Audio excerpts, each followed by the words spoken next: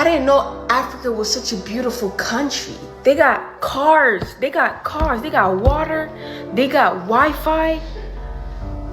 Like we was lied to. We was really lied to. Man, this whole time, bro, they made us fucking think Africa was such a poor country, bro. Such a place you wouldn't want to be at, bro. And Speed is single-handedly changing my perspective on life. Every single aspect of Africa just makes my insides feel so good, bro. And it makes me just want to leave America. We grew up hearing one version of Africa. Millions of us did. Then a streamer went there, turned on his camera, and millions of people watched that lie fall apart in real time. Not connected. Over there, starting from there. Crazy. Hey. For tourism. Oh, nice to meet you. Hello, nice to meet you. Welcome. Thank you. Yes. Welcome to Kenya. Kenya's been amazing. Kenya's been crazy. Kenya's been honestly amazing. This is a 360 degree of Nairobi city. I know. I can't wait. I can't wait to do it. Yeah. I can't wait to do it. Beautiful, bro. Beautiful city, man. Beautiful. Anaisiita helicopter 5 yake Hotel November Bravo. Hotel November Bravo Italy. For most of our life, the story we were told about Africa was narrow, repetitive, and quietly embedded into everything around us. It wasn't something anyone sat us down and taught directly. It was something we absorbed through television, school, news, jokes, and background noise. We are in Burundi, which has been chosen as per the analysis reports of the World Bank, IMF, and many other official institutions as the poorest country in the world almost every year in the last 62 years. The country has a population of approximately 12.5 million, and its people live in such great poverty that it is also known as the unhappiest country in the world, and the annual income of the average working citizen is approximately $180. Africa was always presented as far away, broken, dangerous, underdeveloped. The images were almost always the same. Charity commercials with starving children. This is Joshua. He's hungry.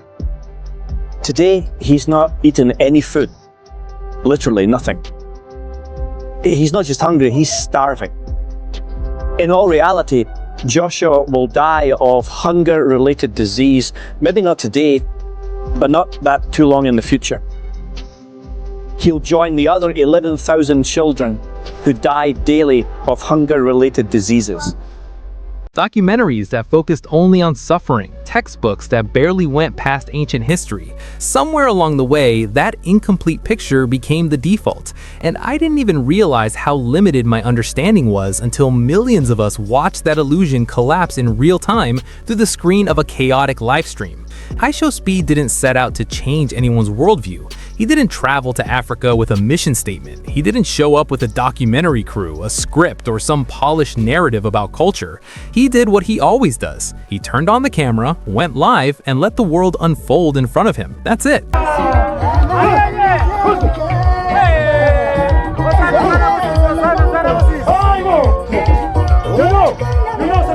I saw videos of people crying, not performative tears, but genuine emotion. I saw some on camera saying they felt lied to. Bro, Speed really changing the game for real. Like, I didn't know Africa was such a beautiful country. They got cars, they got water, they got Wi-Fi. Like we was lied to. We was really lied to. The music in Africa is just so beautiful.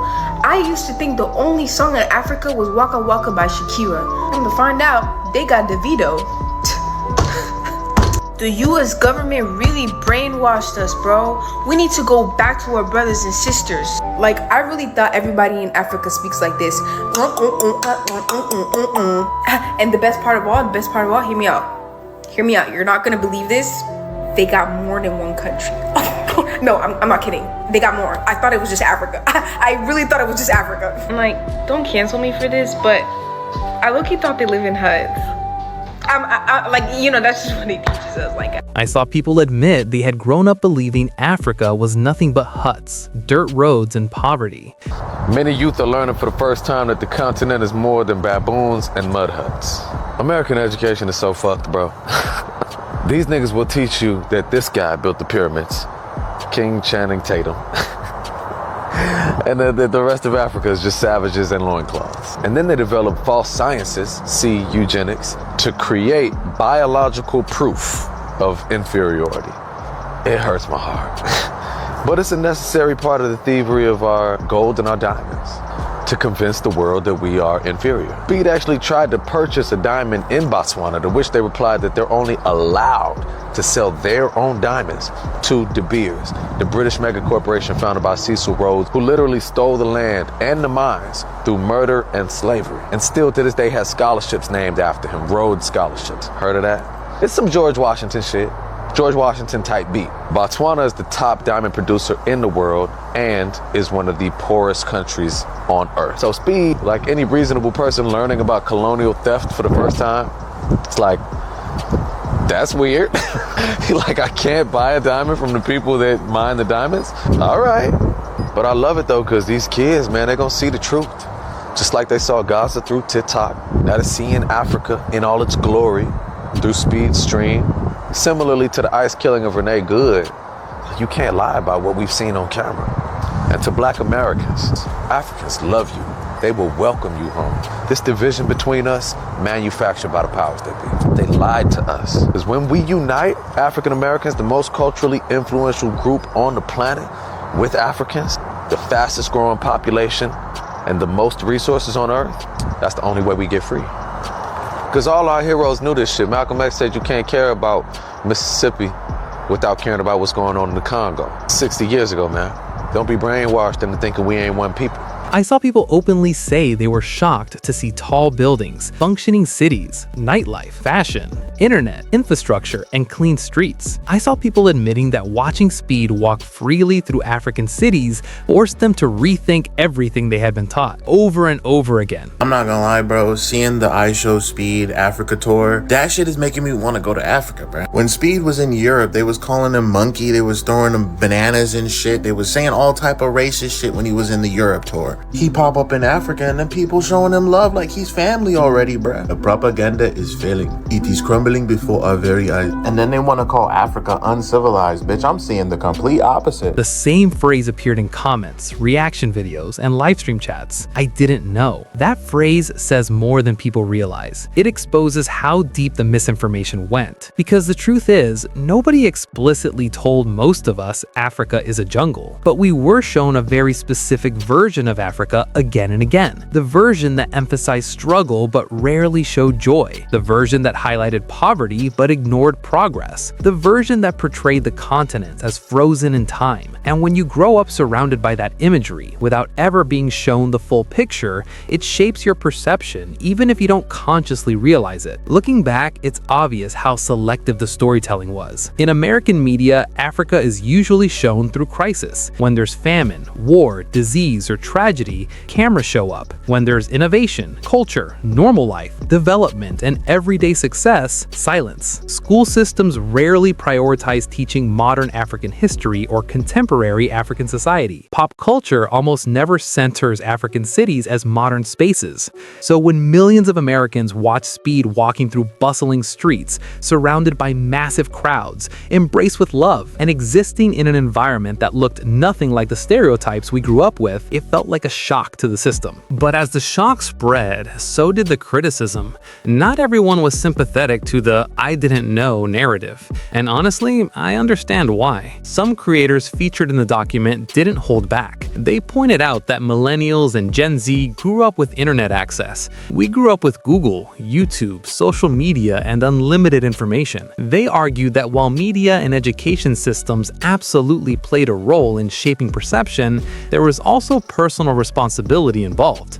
The information about African cities, culture, innovation, and daily life has been available for years. The tools to unlearn stereotypes were always there. Many people just never bothered to use them.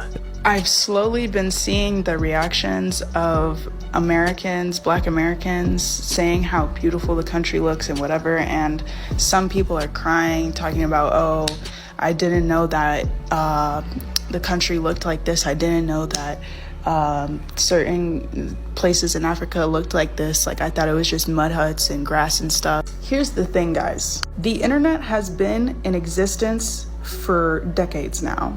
And I honestly don't like when all of these people, especially in America, all of y'all are talking about, oh, I didn't know. I'm specifically mentioning like millennials and Gen Z right now. You guys are the generation that basically grew up with internet. Millennials, you grew up when internet was first, like, you know, YouTube and Google were first starting out and whatever. And I know for a fact, all of you Gen Z, all of you, because I'm a part of it, all of you had some sort of internet experience with Google, YouTube, social media, whatever. So for you guys to be like, oh, the education system in America, I wish it really taught these young people how Africa really looked like, because I thought it was, just shut up. Just shut up, because you sound stupid. The US education system is only a small factor in that.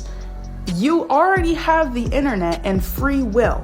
So you yourself as a Black American, you can look up what these countries actually look like instead of saying, oh, I wish they taught me that in school. You can teach yourself. And the other thing is, some of y'all are saying to these other people, to these Africans or just Americans or people like who are saying y'all could have done that research yourself, and you're like, no, like that, like just let them have their moment. And I'm not gonna let y'all have your moment, specifically millennials and Gen Z, because why are you letting that stereotype of Africans living in mud huts and stuff like that, why are you letting that linger in your head and not venturing out in curiosity and trying to teach yourself what Africans are actually living in?